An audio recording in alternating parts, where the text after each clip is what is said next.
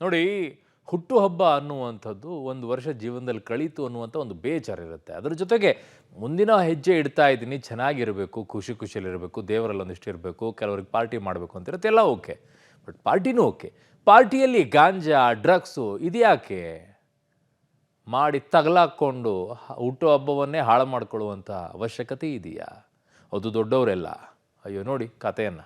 Birthday ಮೂಡ್ನಲ್ಲಿದ್ದ ಮಂಗಲಿಗೆ ಖಾಕಿ shock. Party ಗಾಂಜಾ ಮತ್ತಿನಲ್ಲಿ ತೇಲ್ತಿದ್ದವರು lock. ಖ್ಯಾತ ಗಾಯಕಿ ಮಂಗಲಿ ತಮ್ಮ ಹುಟ್ಟುಹಬ್ಬವನ್ನ ಖಾಸಗಿ ರೆಸಾರ್ಟ್ ಒಂದರಲ್ಲಿ ಆಚರಣೆ ಮಾಡ್ಕೊಳ್ತಿದ್ರು. ಬರ್ತ್ಡೇ ಪಾರ್ಟಿಯ ಸಂಭ್ರಮದಲ್ಲಿ ಮಂಗಲಿಗೆ ಖಾಕಿ ಪಡೆ ಶಾಕ್ ಕೊಟ್ಟಿದೆ.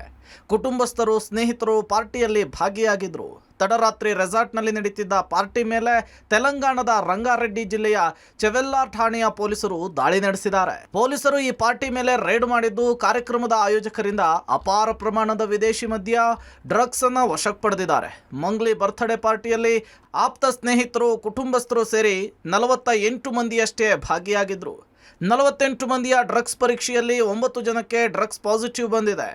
NDPS ಆಕ್ಟ್ನ ಅಡಿ ಕೇಸ್ ದಾಖಲಾಗಿದ್ದು, ಗಾಯಕಿ ಮಂಗ್ಲಿ ಹಾಗೂ ರೆಸಾರ್ಟ್ ಮ್ಯಾನೇಜರ್ ಸೇರಿ 4 ಮೇಲೆ ಪ್ರಕರಣ ದಾಖಲು ಮಾಡಿಕೊಂಡು ಇನ್ವೆಸ್ಟಿಗೇಷನ್ ಚುರುಕುಗೊಂಡಿದೆ.